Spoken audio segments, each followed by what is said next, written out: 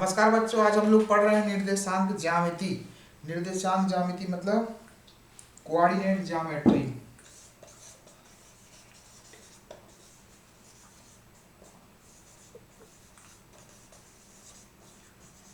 ये है क्लास 9 का चैप्टर 3 निर्देशांक ज्यामिति। अब हम लोग कुछ चर्चा कर लेते हैं, भूमिका बता देते हैं। ठीक है, भूमिका में सबसे पहले हम लोग यह देखेंगे कि जैसे आप कोई एक ऐसी कल्पना करिए कि एक ये सड़क जा रही है। ठीक है, ये सड़क है, यहाँ से गली नंबर 1 के लिए 1 है, फिर ये गली नंबर 2 है, यहाँ पर गली नंबर 3 मान लीजिए, यहाँ पर गली नंबर 4 मान लीजिए, और यहाँ पर गली नंबर 5 मान लीजिए। इसको ऐसा मान लो 1 2 3 4 और 5। अब जैसे हमको किसी भी मकान का निर्धारण करना है, ठीक है, जैसे मान लीजिए कोई मकान यहाँ पर है, यहाँ पे मकान बने 1 2 3, 1 मकान 2 मकान 3 मकान, 3 मकान बने हुए हैं।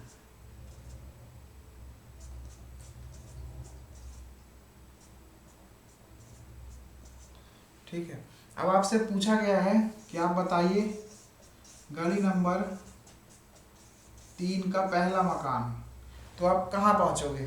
तो सबसे पहले हम यह देखेंगे, क्षैतिज अक्ष है, एक तरह से आप कह सकते हैं क्षैतिज अक्ष है। यहाँ से देखेंगे गली नंबर 3 कहाँ है पहले, ये हम पहुँचे गली नंबर 3 पर। ठीक है, अब बोल रहे मकान पहला मकान, मतलब हम यहाँ पर हमको जो है मिल जाएगा, इधर इस मकान की बात हो रही है। अब अगर आपसे कहा जाए गली नंबर 5 का दूसरा मकान, तो फिर देखिए गली नंबर 5 कहाँ है, ये है 5, और दूसरा मकान इसका ये है यहाँ पर।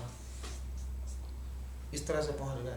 अब फिर आपसे कहा जाए कि भाई गली नंबर 2 का तीसरा मकान, तो गली नंबर 2 कहाँ है, ये है, और तीसरा मकान 1 2 3, ये तीसरा मकान है आपका।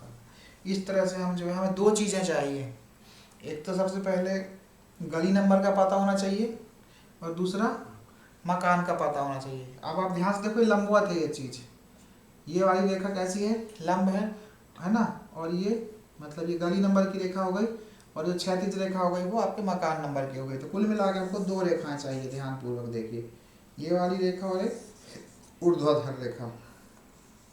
तो हमको यहाँ मूल बिंदु मान लेते हैं ओ, यहाँ पर x भी 0 है, और ये है y अक्ष, और ये x अक्ष, x भी 0 है y भी 0, इसलिए हम उसको मूल बिंदु o ओरिजिन या 0 0 बोलते हैं। ठीक है, अब आपको क्षैतिज रेखा की स्थिति ये यहाँ से पता चलेगी, 1 2 3 4 5 6, इधर से 1 2 3 4 5। ठीक है, अब देखिए समझते हैं हम इसको, ये तो उदाहरण आपको समझ में आ गया।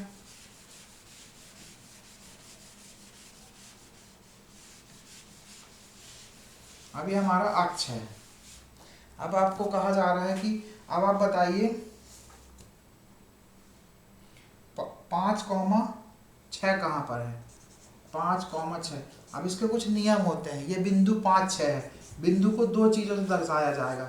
अब ये 2 चीज़ें क्यों चाहिए, 2 ही क्यों चाहिए, एक से क्यों नहीं दर्शा सकते, क्योंकि ये जो ज्यामिति जो ब्लैक बोर्ड है इसमें 2 चीज़ें हैं, एक तो इसकी लंबाई है, द्विविमीय है, और ये इसकी ऊंचाई है। तो आपको लंबाई पहला वाला होगा लंबाई वाला x अक्ष, ये दूसरा वाला होगा y। तो हम इसको बिंदु को ऐसे दर्शा सकते हैं, बिंदु P = x, y। तो x की वैल्यू कितनी 5, तो हम सबसे पहले x में कहाँ पर जाएंगे, 5 तक जाएंगे, 0 1 2 3 4 5, ये वाला हम इस पे। अब ये जो बिंदु है हमारा यहाँ पे कहीं पे भी हो सकता है। ठीक है, ये पूरी लाइन बन गई, x = 5, यहाँ से इस यहाँ पे भी दूरी 5 है, यहाँ पे भी दूरी 5 है, यहाँ पे भी दूरी 5 है, इस पूरी लाइन में जो दूरी 5 है, लेकिन हमको लाइन नहीं निकालनी है, रेखा नहीं निकालनी है, हमको एक बिंदु निकालना है। वो बिंदु, इसकी ऊंचाई कितनी होनी चाहिए, 6 होनी चाहिए। तो 6 कहाँ पर है, यहाँ पर है 6, देखो 1 2 3 4 5। तो अब इसके सम्मुख इससे एक सीधी लाइन खींच देंगे, ये जहाँ पे भी दोनों कट कर जाए, क्रॉस कर जाए, वो बिंदु होगा 5, 6। इस तरह से कोई सा भी पोजीशन निकालना है तो आपको एक्स भी और वाई पूरा होना चाहिए। अब ठीक है, मान लीजिए मैं यहाँ पर एक बिंदु ले लेता हूँ, तो आप बता सकते हो कि ये कौन सा, इधर के इसके निर्देशांक क्या होंगे। बहुत ही सरल है। पहले आप एक्स में देखिए कितना है। ये बिंदु से क्या करिए, ऊर्ध्वाधर लाइन खींच लीजिए और एक इस बिंदु से जाती हुई क्षैतिज लाइन खींच लीजिए। ठीक, तो अब ये देखिए एक्स को कहाँ काट रही है, 3 पर काट रही है, तो एक्स का निर्देशांक क्या हो जाएगा 3 को, और 2 को कहाँ पे काट रही है, लगभग 2 पे काट रही है, तो ये बिंदु हो जाएगा 3,2। तो किसी भी बिंदु की स्थिति निर्धारित करने के लिए आपको दो जानकारी होनी चाहिए, एक्स अक्ष और दूसरा वाई अक्ष। अब इसको हम कार्टेशियन सिस्टम भी कहते हैं। कार्टेशियन सिस्टम कहने का मतलब ये है कि किस पे इसका नाम पड़ा, तो फ्रांस के एक गणितज्ञ थे, दार्शनिक थे, रेने दकार्ते, तो उनके नाम से कार्तीय सिस्टम या रेने कार्टेशियन सिस्टम या यह निर्देशांक ज्यामिति भी इसको कहते हैं। उन्होंने ही सबसे पहले जो है किसी तल पर, द्विविमीय तल पर किसी भी बिंदु की पोजीशन निकालने की इसको खोजा था। ठीक है, अब हम आते हैं प्रश्नावली 3.1 में। प्रश्नावली आपकी जो 3.1 है उसका पहला प्रश्न है कि एक अन्य व्यक्ति को आप अपने अध्ययन मेज पर रखे टेबल की स्थिति किस तरह बताएंगे। टेबल लैंप की स्थिति, मान लीजिए आपका टेबल है, टेबल देखो द्विविमीय है, यह है इसकी लंबाई और यह है इसकी चौड़ाई। यहाँ पर कहीं पर आपका लैंप रखा हुआ है, कैसे दिखाओगे आप इसको, तो सबसे पहले आप मूल बिंदु आपको मानना पड़ेगा, ओरिजिन 0,0, यह है इसका अक्षीय स्थिति, बराबर बराबर लाइन बांट लिए, इसको भी बराबर बराबर। अब जैसा ये बिंदु है, हमको यहाँ पर बिंदु दिया हुआ है, अब इस बिंदु से एक लंबवत रेखा खींच देंगे और इस बिंदु से इस पर लंबवत रेखा खींच देंगे, है ना, दोनों लंबवत, यहाँ 90 अंश का कोण और यहाँ भी 90 अंश का कोण। लंबवत खींचने के लिए ये लाइन ऐसे खींचेंगे इसके पैरेलल रहे और ये लाइन ऐसे खींचेंगे इसके समांतर रहे, तो ये देखो ये जहां जहां जाकर कटेगी वही बिंदु है। देखो 0 1 2 3 4 5 5 और कॉमा 1 2 3, लैंप की स्थिति निकल गई हमारे 5,3। इस तरह से हम उसको जो है स्थिति निर्धारित कर सकते हैं। अब दूसरा क्वेश्चन है, ये क्वेश्चन नंबर 1 था, लैंप की स्थिति।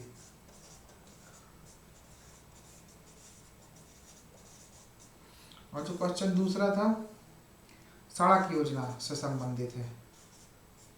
जैसा भी अपन ने एक उदाहरण देखा था, एक नगर की 2 मुख्य सड़कें हैं जो नगर के केंद्र पर मिलती हैं।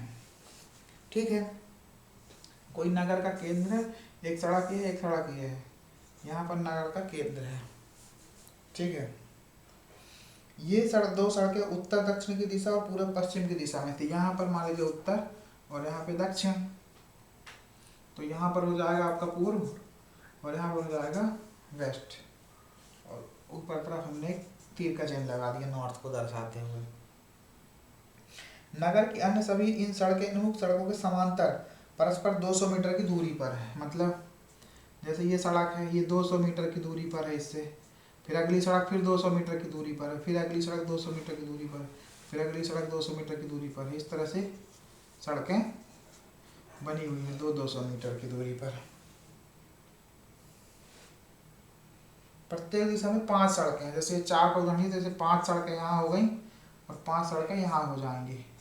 ऐसे यहाँ भी सड़कें हैं 200 मीटर पर 200 मीटर 200 मीटर 200 मीटर, देखो हर दिशा में 5-5 सड़कें हैं, तो यहाँ भी 200 मीटर 200 मीटर, मतलब इनके आपस की बीच की दूरी है 200 मीटर, है ना, 200 मीटर। देखो तो मूल बिंदु से यदि 200, फिर ये 400 600 800 और 1000 ऐसा हो जाएगा 5 सड़कें। इधर भी 200 metre 400 metre 600 metre 800 metre 1000 metre, इस तरह से सड़कें जो है बनी हुई हैं।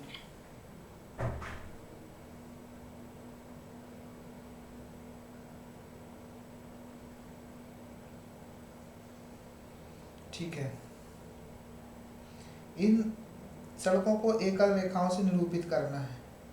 सड़कों को हमने एकल रेखा से बना दिए, समझिए एकल रेखा जैसे हमने ये सड़कों को हमने बना दिया, ये सड़क है, ये सड़क जा रही है, ये सड़क जा रही है, ये सड़क है, इधर से जाने वाली ये सड़क है, ये भी सड़क है, ये 200 मीटर से जा रही है, ये 200 से जा रही है, ये 200 से जा रही है, ऐसे यहाँ से भी सड़कें जाएंगी, ये भी 200 मीटर से जा रही है। आप समझ रहे हो ना, हर 200 मीटर पे सड़क जो है जा रही है। वो दरवाजे से ओपन यहाँ पे भी 200 सड़क है, यहाँ पे भी सड़क है, यहाँ पे भी सड़क है, 200 मीटर पे जो है सब सड़कें बनी हुई हैं। ठीक है बच्चों, समझ में आ रहा है आपको? थोड़ा सा कॉम्प्लिकेटेड हो रहा है लेकिन एक बार समझ लो, इस तरह से पूरा सड़कों का जाल बिछा रखा है।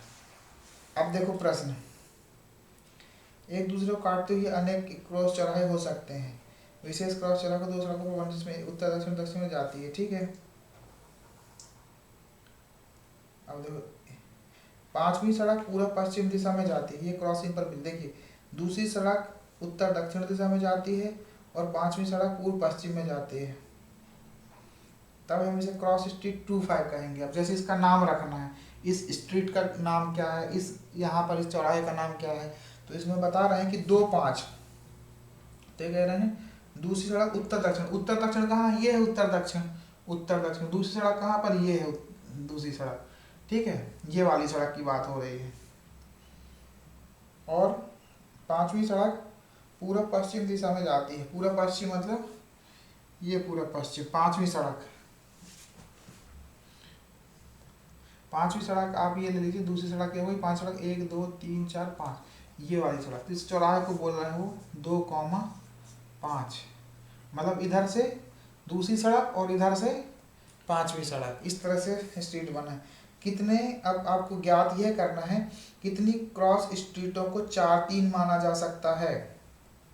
4-3, देखो 4 कहाँ पर है, 1 2 3 4, चौथी ये सड़क थी और तीसरा 1 2 3, तो 4-3 जो है वो तो क्या है, एक ही है और कोई दूसरा 4-3 नहीं है। आप कहोगे इधर भी 4 हो जाएगा, तो ये इधर प्लस इधर माइनस, इधर प्लस इधर माइनस, अगर 4 नीचे लोगो तो -4 हो जाएगा, है ना, इधर -3, इधर देखो, इधर इस वाले निर्देशांक में ये अब ये कहलाता है कोऑर्डिनेट, ये कहलाता है पहला निर्देशांक। यहाँ पे x भी पॉजिटिव रहता है और y भी पॉजिटिव रहता है, दोनों देखो, यहाँ भी धन है यहाँ भी धन है। अब दूसरे निर्देशांक हो, ये दूसरा निर्देशांक है आपका, ऐसा चलता है घड़ी की सुइयों की दिशा के विपरीत, घड़ी आपकी ऐसे चलती है और निर्देशांक आपके यूं चलेंगे, और ये हो जाएगा आपका चौथा निर्देशांक। अब देखो यहाँ पे क्या रहेगा, x तो क्या हो जाएगा, ऋणात्मक हो जाएगा। अब हमको मूल इस बिंदु के बाईं तरफ जाना है, तो हो जाएगा यहाँ पे -x, ठीक, और y जो है अभी भी क्या है, धनात्मक है, ये बिल्कुल शाबाश, दूसरा निर्देशांक हो गया। अब तीसरा निर्देशांक में देखो x तो माइनस है और जो y जो ऊपर नहीं होकर नीचे जाना पड़ रहा है, तो y भी क्या है, माइनस है, और यहाँ पर x क्या है, प्लस है चौथे निर्देशांक में, लेकिन y जो है नीचे तरफ है, नहीं y माइनस, इस तरह से। तो ये आपके चारों निर्देशांक बन गए। कितनी क्रॉस स्ट्रीटों को 3,4 माना जा सकता है, दूसरा सवाल था। तीसरी लाइन कौन सी थी, 1 2 3, 3 ये थी, और चौथा कौन सा था, 1 2 3 4, तो तीसरी लाइन ये और चौथी लाइन ये, तो 3 4 भी 1 है, 2 5 भी 1 है और 4 3 भी 1 है, कुल मिला के सब 1 1 रहेंगे, कोई कभी दूसरा नहीं होगा। अब कोई आपसे पूछे कि ये वाली कौन सा चौराहा है, क्या बताओगे, 1 और 2, तो ये हो जाएगा 2, और ऊपर से y में 1, 2,1 चौराहा है। इस तरह से हर चौराहा अलग अलग होगा, मतलब हर एक बिंदु की स्थिति एक अलग होगी। अब कार्तीय पद्धति आपने पढ़ लिया कि जो मूल बिंदु कहलाता है उसको हम मूल बिंदु बोलते हैं, 0, यहाँ पे मूल बिंदु ये है ओरिजिन, और समान दूरियां पर है क्योंकि 200 मीटर की दूरी पे था। इस तरह से अब भी आप अक्ष बढ़ाओगे तो समान दूरियां आपको लेनी पड़ेंगी। शून्य के दाईं ओर हम धनात्मक लेते हैं और बाईं ओर ऋणात्मक, इसी तरह से यहाँ पर भी दाईं ओर धनात्मक और बाईं ओर ऋणात्मक, इस तरह से हम लोग किए हैं निर्देशांक ज्यामिति में। और हम इस रेखा को नाम दे देते हैं, इसको नाम दे देते हैं वाई, वाई डैश, और एक्स, एक्स डैश। इस तरह से डैश वाला जो होगा ऋणात्मक होगा, ये भी एक्स का भी ऋणात्मक है और वाई का भी ऋणात्मक है। और क्षैतिज रेखा कौन सी है, जो आड़ी पड़ी है, जैसे ये है, ये कौन सी रेखा है, क्षैतिज रेखा है, क्षैतिज रेखा है। और जो लंबवत है वो कौन सी रेखा है, ऊर्ध्वाधर,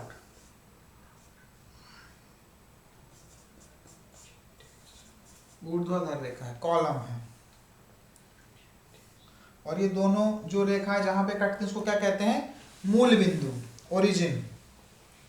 और ये दोनों कट करके ये दोनों रेखा चार हिस्से में बढ़ जाती, चार एरिया हो जाते हैं, प्रथम चतुर्थांश, द्वितीय चतुर्थांश, तृतीय चतुर्थांश और चतुर्थ चतुर्थांश। प्रथम चतुर्थांश में दोनों पॉजिटिव हैं, द्वितीय चतुर्थांश में क्या हुआ है, वाई तो पॉजिटिव रहा लेकिन जो पहला है अक्ष है वो निगेटिव हो गया, माइनस एक्स वाई। और तीसरे वाले में तो दोनों ही निगेटिव है, एक्स भी निगेटिव वाई भी निगेटिव। और चतुर्थ वाले में एक्स पॉजिटिव और वाई निगेटिव है। तो देखो इधर भी दोनों के सामने एक और तीन के जो है आमने सामने के चिन्ह, या तो दोनों धनात्मक है या दोनों ऋणात्मक है। दूसरे चौथे में एक ऋण है तो दूसरा धन है, माइनस एक्स वाई तो यहाँ एक्स माइनस वाई। इस तरह से तल हुआ, एक्स वाई तल बन गया आपका, प्रथम द्वितीय तृतीय चतुर्थ। ये चीज आपने अच्छे समझ ली। फिर आपको हम सीधे आते हैं प्रश्नावली में।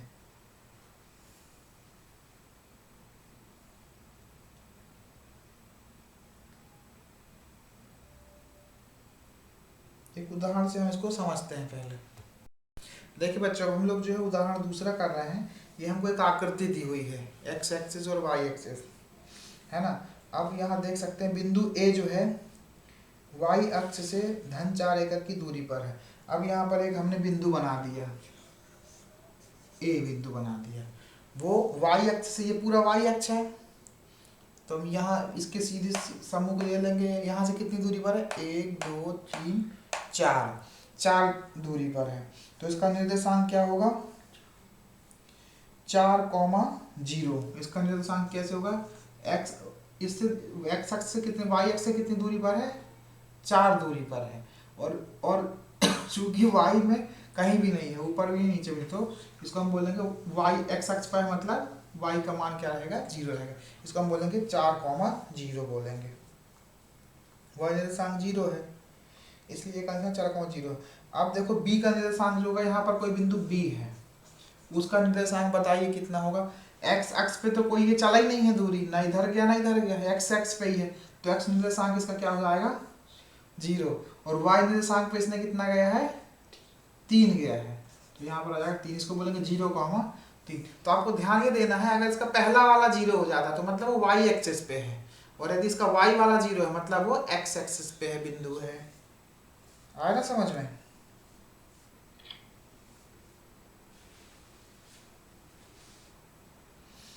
अब देखिए, अगर यहाँ पे कोई एक सी बिंदु ले लेता हूं मैं, अब आप बताओ क्या होगा। ये एक्स मूल बिंदु से बाईं ओर एक्स एक्स में, तो ये ऋण दूरी पर है, 1 2 3 4 5। इसका निर्देशांक होगा -5। और वाई में तो कहीं भी नहीं, ना ऊपर साइड में नीचे साइड, तो ये हो जाएगा 0। क्योंकि जितना जो एक्स अक्ष रहता है, अगर उस पर कोई बिंदु है तो उसका जो वाई निर्देशांक होगा दोनों में क्या है, देखिए 0 है। समानता है, और दोनों में समानता क्या है, दोनों बिंदु एक ही रेखा पर हैं, तो इनका जो है वाई निर्देशांक है वो 0 है, एक ही जैसा रहेगा।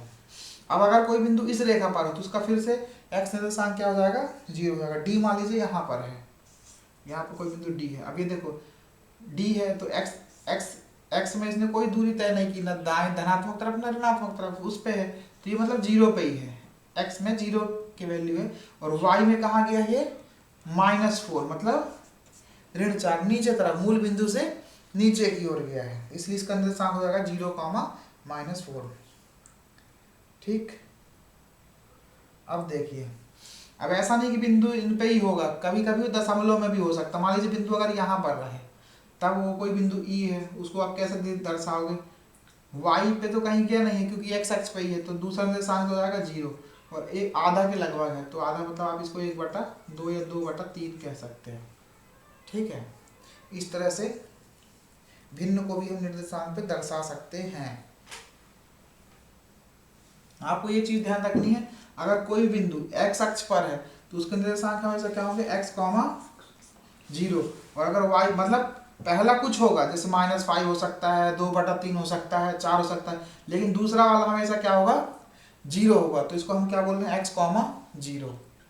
और ये जो y रेखा पर अगर कोई बिंदु है तो उसके निर्देशांक क्या होगा, 0, y। देखो इधर भी 0 है ना, इधर भी 0 है, भले बिंदु अलग अलग है। अगर धनात्मक है तो ऊपर तरफ, और यदि ऋणात्मक है तो नीचे तरफ, लेकिन x अक्ष जो है 0 रहेगा, 0, y।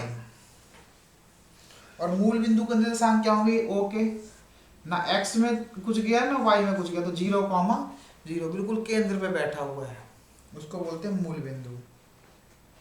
ठीक, इस तरह से आपने चतुर्थांश भी समझ लिया। यहाँ पे दोनों पॉजिटिव होंगे, x भी पॉजिटिव, y पॉजिटिव, यहाँ पे दोनों नेगेटिव होंगे। यहाँ पे देखिए क्या नेगेटिव है, x, और y जो है पॉजिटिव है, और यहाँ पर जो है x जो है पॉजिटिव है और y जो है नेगेटिव। अब इसको x y भी लिख सकते हो, x y x y x y, ये आपके हो गए चारों निर्देशांक। अब हम आ जाते हैं सीधे प्रश्नावली 3.2 पर।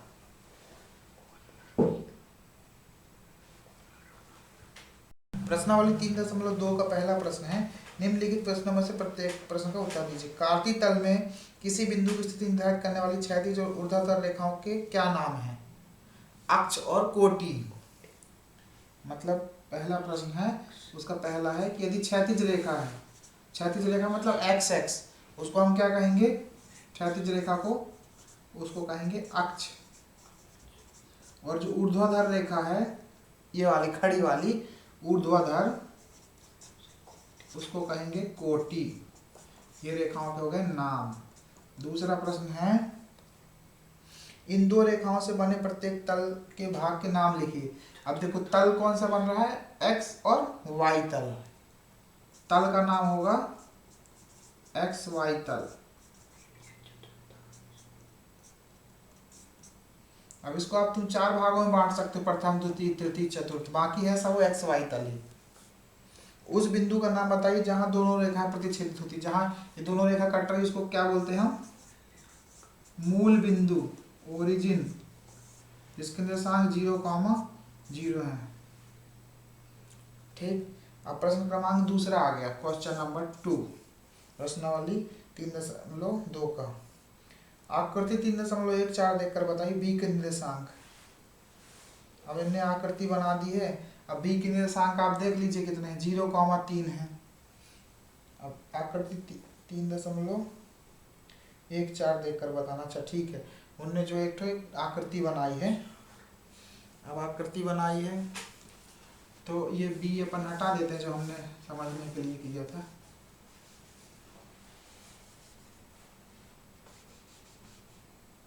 देखिए उन्होंने ऐसा बताया है चित्र में, यहाँ पर बी बनाया है, बी को यहाँ पर बनाया है, ये यहाँ पर बी। तो बी के निर्देशांक आपसे पूछा है, पहला प्रश्न है बी के निर्देशांक। तो बी के निर्देशांक क्या होंगे, पहले एक्स अक्ष पे देखना है, एक्स अक्ष वाला क्या है, -5 है, क्या है, -5। फिर वाई वाला देखना है, ऊपर तरफ है, तो वाई की जगह कितना है, तो मतलब आप जो भी बिंदु है तो उस बिंदु से एक ऐसे लंबवत खींच दीजिए रेखा, और इसके एक लंबवत खींच दीजिए, इसके समांतर इस पर लंब, तो ये दो, तो क्या हो जाएंगे इसके अक्ष, 5,2, बहुत ही सरल है। फिर दूसरा सवाल है सी के निर्देशांक। अब सी कहाँ पर इन्हें बनाया है, जो आपके सवाल में दिया गया है, सी जो दिया गया है यहाँ पर दिया गया है, सी यहाँ पर ये दिया गया है, आपसे पूछ रहा है कि सी के निर्देशांक बताइए। तो आप क्या करिए, इस सी से इस पर लंब खींच दीजिए और इस सी से इस पर लंब खींच दीजिए।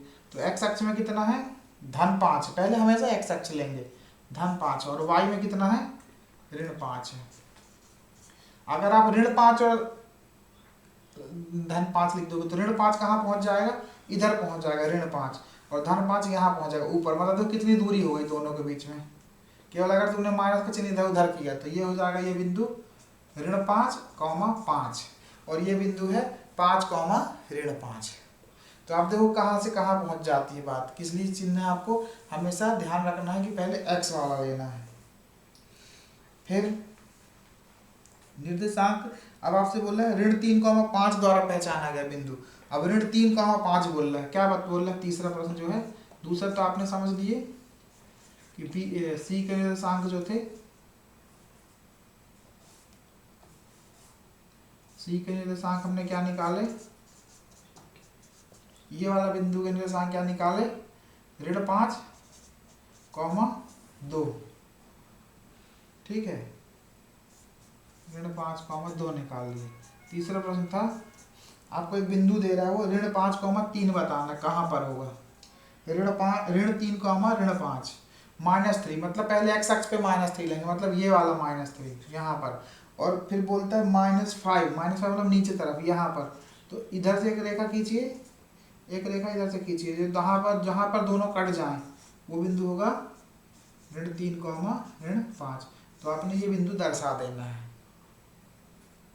ठीक, अब जो चौथा है धन 2,4, चौथा प्रश्न आता है इसमें 2, -4। अब बताएं कहाँ पर होगा 2, तो x अक्ष पे 2 कहाँ पर है, ये है। और -4 मतलब y अक्ष पे माइनस, नीचे तरफ चलेंगे यहाँ पर, तो यहाँ -4। तो एक लाइन यहाँ खींचा, एक रेखा हमने यहाँ खींची, तो ये जो बिंदु मिलेगा ये होगा धन 2, -4, ये बिंदु होगा प्रश्न चौथे का। अब बोलते हैं डी का भुज। अब बिंदु डी ने कहाँ पर बनाया है, हाँ डी जो है इनने यहाँ पर बना दिया 6,2 पे। यहाँ पर बिंदु डी बना के रखा हुआ है प्रश्न में, ये है डी। भुज, भुज क्या है, अक्ष या भुज, हाँ देखो भुज क्या है, यहाँ पर ये बिंदु है 6,2। तो भुज जो है x वाला, x को क्या बोलते हैं, भुज ही बोलते। तो x की वैल्यू हो जाएगी 6। ठीक, और कोटि हो जाएगी 2। कोटि तो खैर पूछा नहीं है। बिंदु h की कोटि, h इनने कहाँ बनाया है, ऋण 5, ऋण 3 पे। ऋण 5 ये है, ऋण 3 ये, यहाँ पर एक बिंदु h बना दिया है यहाँ पर। तो ये है ऋण 5, ऋण 3 पे। तो ये भुज है, ये कोटि। आपसे कोटि पूछेगा तो कोटि क्या हो जाएगी, ऋण 3 हो जाएगी। कुल मिला के आपको ये समझाना चाह रहे हैं घुमा फिरा के कि कैसा कैसा भी प्रश्न आए आप लिख लो। डी का भुज आपने लिख लिया 6। और अगला सवाल जो है, छठवां सवाल जो था, h की कोटि, h की कोटि कितनी है, -3। बिल्कुल समझ में आ रहा है आपको। अब फिर बोलता है दो आखिरी के सवाल और बचे, बिंदु L के निर्देशांक बताना। L कहाँ पर इसने दे दिया, यहाँ पर दे दिया। ये कहता है इसको L मानो, तो इसके निर्देशांक बताना। x अक्ष में कहाँ गया ये, कहीं कहीं भी नहीं गया। तो हमने पढ़ा था इसके निर्देशांक 0, y होंगे। तो 0 और y में कितना चला, ये 5। तो L के निर्देशांक हो गए 0, 5। ये आपका हो गया कौन सा सवाल, 7वां हो गया VII। और 8वां सवाल आपसे बोलता है बिंदु M के निर्देशांक। M कहाँ इनने बना दिया है, M बना दिया यहाँ पर। तो देखो ये कौन से अक्ष पे है, x अक्ष पे है। तो x अक्ष पे निर्देशांक कभी भी क्या होंगे, y वाला जो होगा 0 होगा। तो ये हो गया 0, और एक y में x में कितना चला, -3। तो ये m के निर्देशांक होगा। ये आपका 8वां सवाल हो गया। इस तरह से 3.2 का चैप्टर जो आपका खत्म होता है। अब हम आगे देखते हैं 3.3।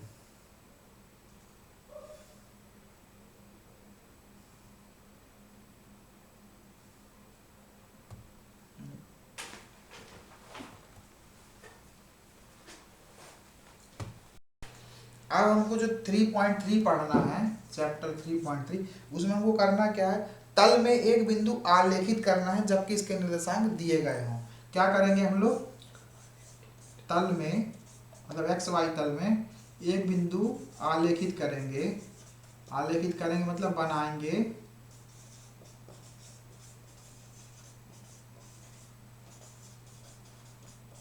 जबकि इसके निर्देशांक दिए गए हों। ये प्रश्नावली 3.3 में होगा, इसके निर्देशांक ज्ञात हो या दिए गए हों, है ना, एक ही चीज है। ठीक है, चलो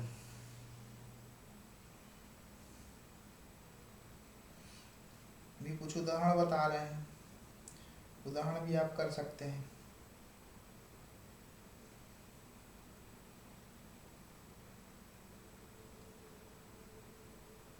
किस चतुर्थांश में या किस अक्ष पर बिंदु ऋण 2,4 है। पहला क्वेश्चन है किस चतुर्थांश पे आपसे पूछ रहा है किस चतुर्थांश में बिंदु है।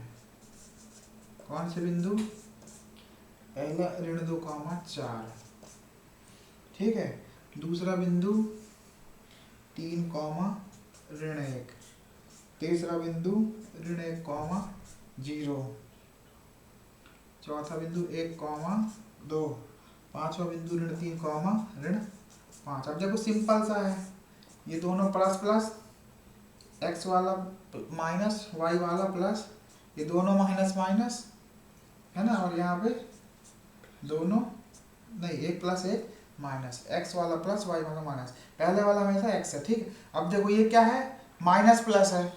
माइनस प्लस कहाँ मिल रहा है? यहाँ पर मिल रहा है। तो ये कौन सा द्वितीय चतुर्थांश हो गया, ठीक। सीधे देख के लिख दो, ये प्लस माइनस मतलब सीधे चतुर्थ हो गया, ठीक। फिर ये माइनस और इसका पैसा ही मानो, माइनस मतलब -1, एक्स में -1 इधर, ये सीधे कहाँ पर है? अक्ष पर है ना।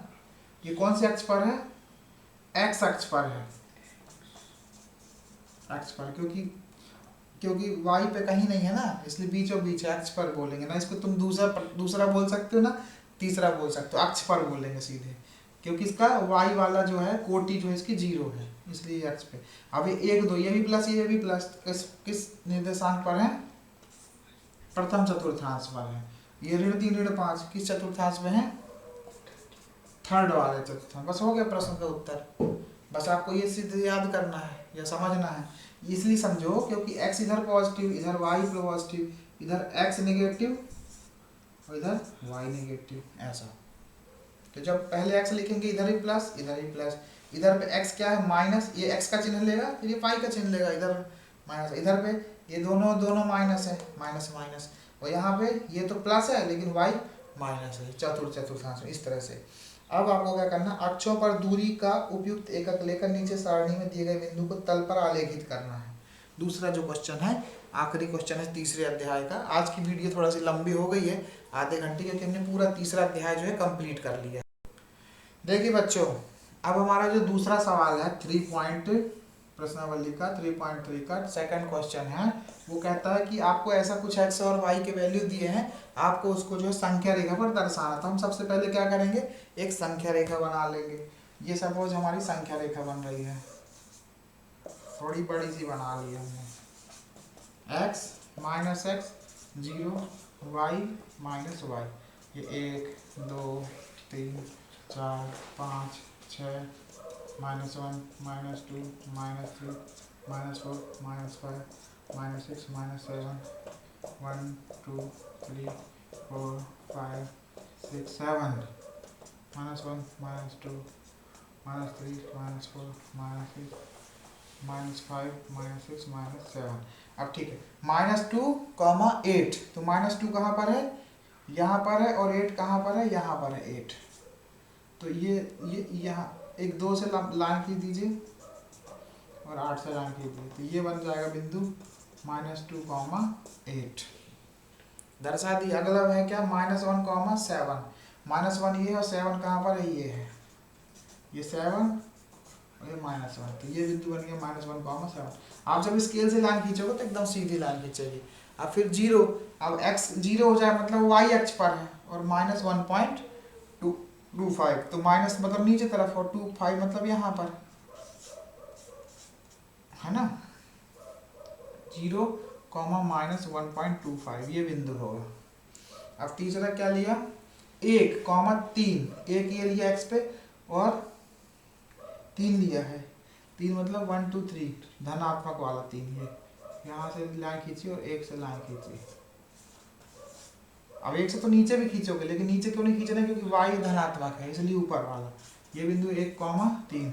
और अगला बिंदु कौन सा? 3, 1, तो इधर चले 1 2 3 और 1 मतलब यहाँ मिलेगा आपको ऊपर तरफ, तो ये हो जाएगा बिंदु 3, 1। इस तरह से हमने सारा ग्राफ पे निरूपित कर दिया। और आप लोगों को बहुत बहुत धन्यवाद, और बने रहिए चैनल पर, सब्सक्राइब कीजिए, लाइक कीजिए, दूसरों को भी मौका मिले समझने का। धन्यवाद आपका। पूरा चैप्टर जो 3 था वो फिनिश होता है।